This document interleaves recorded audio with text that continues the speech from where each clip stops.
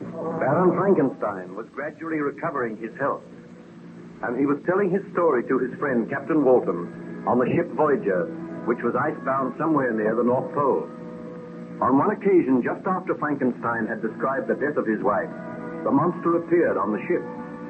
He went to the cabin, and there he attacked Captain Walton. Frankenstein advised the captain to carry firearms in future and to let his crew do the same. The next day, Captain Walton again visited Frankenstein's cabin.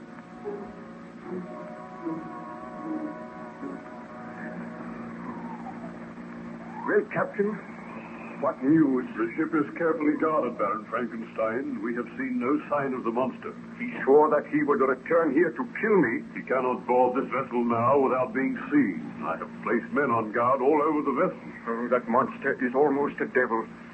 You do not know what he can do. I must apologize to you because of the abject fear which I showed yesterday. You need not apologize, Captain. All men show fear when they see the monster. I am his creator, and I am afraid. Did you say that the monster is impervious to bullets? I did not say that. He has certainly been wounded twice, but he has recovered. He is so strong. Well, if we have another visit from him, it shall be his last. I swear that we shall kill him. I hope so. Do you feel you are able to tell me what happened after the death of your beloved wife?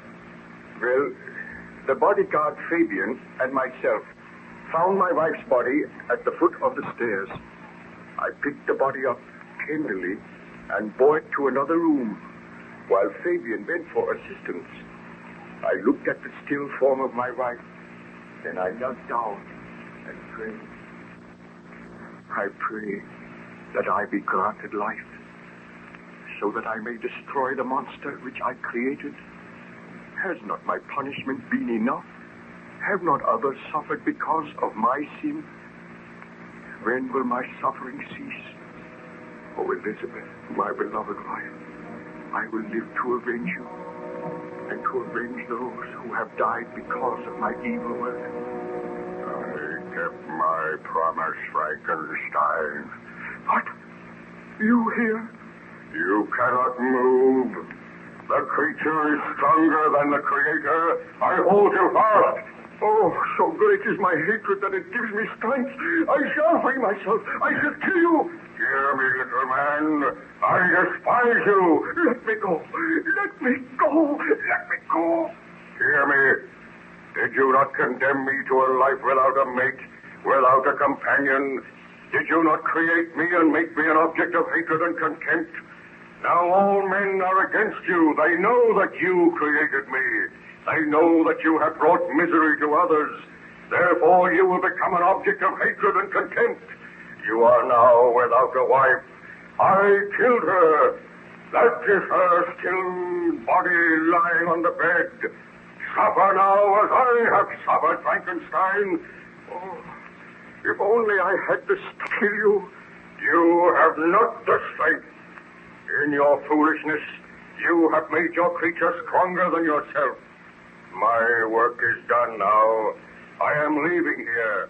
I cannot make you suffer more. I know that every man's hand will be against you, and you will be an outcast just as I am. Where are you going? Who knows? I shall wander the world. Mayhap I will find someone as hideous as myself. Someone who will be a companion to me. Wherever you go, I shall follow you. If it be to the ends of the earth, I will not be content to rest until I have destroyed you. Have a care that I do not destroy you. I could do it now. Kill you, my fingers about your throat. All right. Why do you not kill me? It would be a merciful release. That I should not die happily, knowing that you still live. You shall live on. You shall suffer as I have suffered. Mayhap we shall meet again. We shall meet again, I swear it.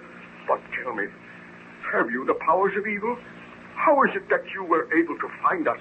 How is it that you were able to get into the house? I laughed as I watched you searching for me. You did not think that I could find shelter on the roof, that I could lower myself into the window of this room. Your wife slept. But she heard me as I came through the window. She started up and seized her pistol. She fired, but her aim was wild. She did not struggle much, Frankenstein. Then I took her body and hurled it down the stairs. You have been on the roof all the time? I have. Oh, Frankenstein, I have dealt with it, but... Why? The monster! Shoot him! You shall not kill me!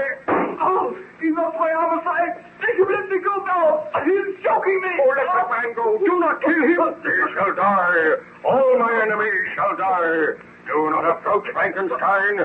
With one hand I can slay this man. With the other I hold you at bay. Oh, do not kill that man. He shall die. It gives me pleasure to make men die. One man gave me life, but I have given death to many. Help! Help! The man struggles through weaker, Frankenstein. You cannot aid him now. I hurl him aside. And thus another of my enemies has died. I hurl you aside, and I say farewell. Seek not to find me. My work here is done. Oh, come back. I must have further speech with you. I must find some way to make peace with you. You will have peace if you do not try to follow me. What happened, Baron Frankenstein? Did the monster make his escape? He climbed through the window, and with surprising agility scrambled onto the roof. I could not go after him, but I called for help. When I turned, I saw the body of my wife lying on the bed, and the body of the man, Fabian, lying on the floor. Oh, words cannot express my utter horror and remorse. I think I wept and hurled myself on the floor in a frenzy of agony. Presently the door opened, and the burgomaster entered. As soon as he saw me... Baron Frankenstein, what has happened? Oh, if you have a pistol, dare shoot me. Put an end to my life. I cannot live on. What has happened to Fabian? He is dead. Murdered by the monster. My wife is also dead. Murdered by the monster which you say you created. I did create him. And may God forgive me for that sin. It seems that my suffering is never to end. I am guilty of the murder of these innocent people. For months we have been striving to find that monster and to destroy him. If you are his creator, as you say, then it is your responsibility to find him and destroy him, Baron Frankenstein. I know it. I have communicated with the authorities, and there is talk of ordering your arrest. If you created a devil, you should be punished. Oh, have I not been punished enough? The people of the village murmur against you. They say that you should be hanged for these murders. Oh, I feel that I am going mad. I know that I turned this murderer loose upon society, that while he lives there may be other murders. Therefore I swear a sacred oath that while there is breath in my body, while I live I shall devote my life to tracking him down. We feel that if you remain here, the monster will remain, that other lives will be in danger. So all men are against me. I am to suffer as my creature has suffered. I am to know what it is to be a fugitive, an object of hatred and scorn. It seems that his revenge is indeed complete. I advise you, for your own sake, to leave here today. I will leave very soon. Spare me a few minutes so that I may pray beside the body of my beloved wife. Then will my journey commence. Where it will take me, I know not. But if it be to the end of the earth, I will find him and destroy him. Oh, would that I destroyed him before I gave him life. So be it, Baron Frankenstein. I will see that you are not molested before you leave the village. Oh, await me downstairs. I will join you in a few minutes. So, Baron Frankenstein, you were forced to leave your native village. Yes. When I left my home, my first act was to try and find some clue by which I might trace the steps of my fiendish enemy. I wandered to the cemetery, and I prayed a while by the grave of the child William. Then I heard a sound behind me. I looked up, and it was the monster watching me. He did not speak, but fled away, and I pursued him, only to lose him. But he left a trail of death and disaster wherever he went, and for many months the ceaseless pursuit went on. Sometimes I would almost come up with him. Once, when I was traveling by night, the broad disk of the moon arose, and it shone upon a huge, ghastly, distorted shape which fled before me with more than mortal speed. I went to the coast, and by a strange chance, I saw the fiend hide himself in a vessel bound for the Black Sea. I took my passage in the same ship, but he escaped, I know not how.